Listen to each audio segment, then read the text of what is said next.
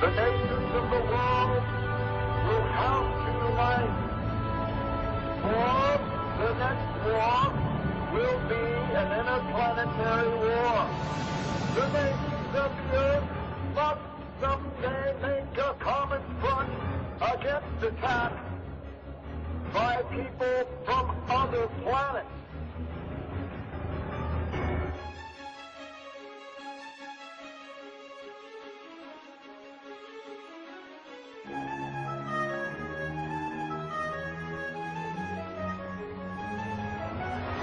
Approximately 20 minutes after the firing died down, the ship returned and headed westward from Long Beach towards Santa Monica.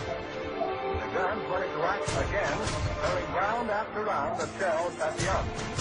The second barrage appeared to be closer to downtown Los Angeles, since watchers could hear the concussion of the guns more clearly, and the flash of bursting shells was brighter.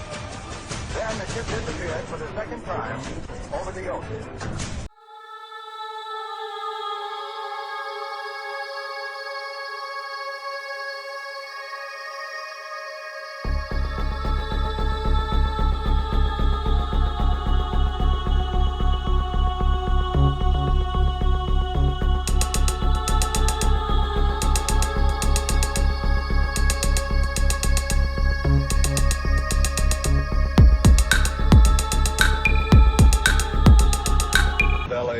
Time that our military actually fired upon a UFO. The next day, the military told the press it was nothing but a weather balloon. Another report was that they fired at nothing due to war nerves. The Army was not too pleased with these reports. If they could not bring down a weather balloon with almost 1,500 rounds fired and direct hits, then what would they be able to do firing at real enemy targets? This was the first time official denial was put into motion regarding UFOs. This was 1942, only a few months after Pearl Harbor. Our distinguished guest for this evening is Dr. Willie Lay. Well, now, is our own government, our own Defense Department, taking the flying saucer reports seriously? They have to. After all, the Air Force, which is the one which is investigating, is charged with the defense of our skies. So if there's anything in the skies which they don't know and cannot account for, it makes them understandably uneasy. Major Donald E. Kehoe, a retired Marine Corps officer, insisted that the Air Force knew more than it was telling. We are being observed by some type of device which is ahead of us, far ahead of us, and is probably controlled by a highly advanced superior civilization.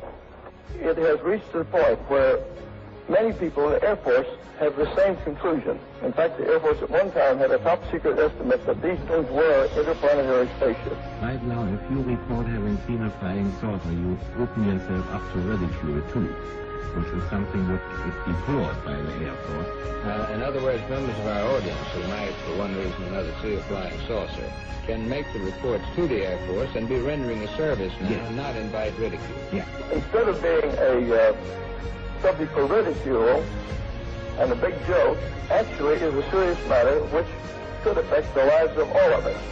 Actually, most people who report a UFO sighting are patriotic citizens who have been mystified by something that they've seen, and through a patriotic sense, report it to the local law enforcement officials or to the United States Air Force base near them. The first reports were brought in by quiet and sober citizens, like Frank Manor.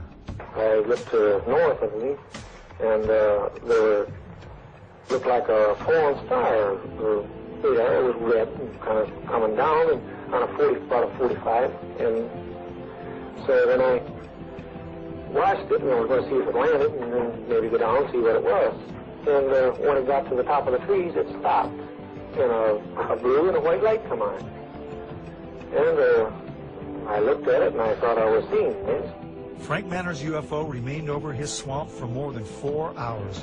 His children saw it, his in-laws saw it, residents of the area saw it. I saw it looked shaped like a pie. I could see the front of it, and I just saw the round front, and I could see the lights on either side. I just wanted to stay there and keep my eyes glued to it. I couldn't leave. but I can't fathom it because it seems so unreal. William Van Horn, Hillsdale's undertaker and civil defense director, also spotted the UFO and was with his Geiger counter the next day, checking a mysterious perfect circle where the UFO had been seen. No one photographed it, but Sergeant Newell Schneider of the Sheriff's Office remembered it well enough to draw it. Oh, it moved very rapidly at any speed or rather any direction it wanted to go. Why it could change and go to the right or the left or go crossways without hesitating a bit. What do you think of it?